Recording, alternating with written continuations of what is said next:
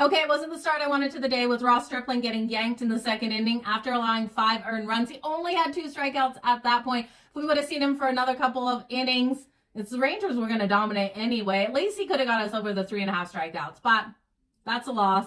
Let's move on to the next game. The LA Angels take on the Pittsburgh Pirates. Sandoval getting the start here for the LA Angels, and while his numbers aren't great, 1-5 on the season with a 5.91 ERA, he's been able to get those strikeouts. 38 strikeouts in just over 32 innings. His strikeout prop is 5.5 today. That's coming in at -108 to the over, and I will hit it. Now, the Angels and the Pirates both have been struggling to get these runs on the board, but I do think the Pirates have the upper hand with Parisa getting the start here. I am looking for the Pirates to get the win. I just don't love the juice in this one. So give me just Sandoval over his 5.5 strikeouts. Next matchup out there, we have the Toronto Blue Jays versus the Philadelphia Phillies. Now, the Phillies have been hot as of late, but Sanchez getting the start here. He has shown his struggles. He's got a 3.68 ERA. He's pitched only more than 5 innings in a couple of games out there.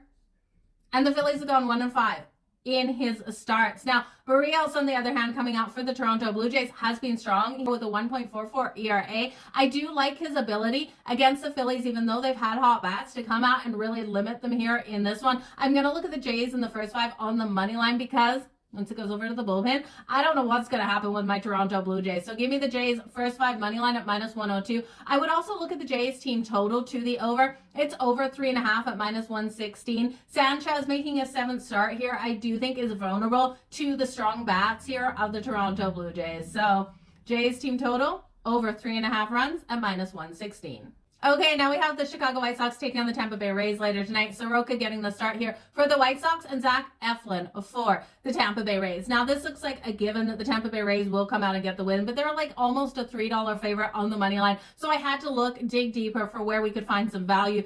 I love that plus money at +220 with the Chicago White Sox, but can the White Sox beat the Tampa Bay Rays?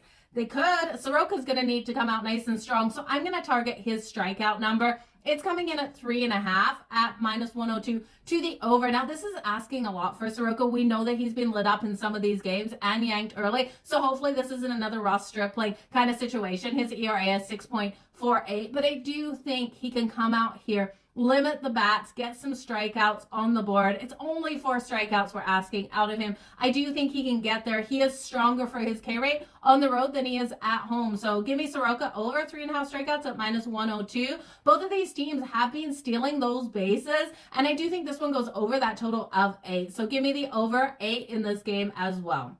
Lastly, let's look at the matchup between the Houston Astros and the New York Yankees. Now, the Yankees are the favorite at home, starting Luis Gil. And Gil, while he has a 3.19 ERA on the season, has been phenomenally hot at home with a 1.80 ERA. Now, this will be his first start of his career versus the Houston Astros. Looking at Justin Verlander getting the start here for the Houston Astros. He's coming in 1-0 in the season with a 2.08 ERA.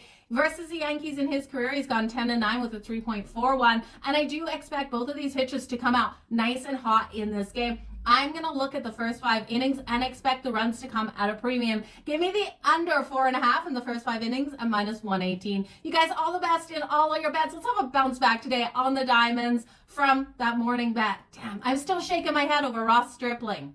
He got lit up like a freaking Christmas tree, you guys. Cheers.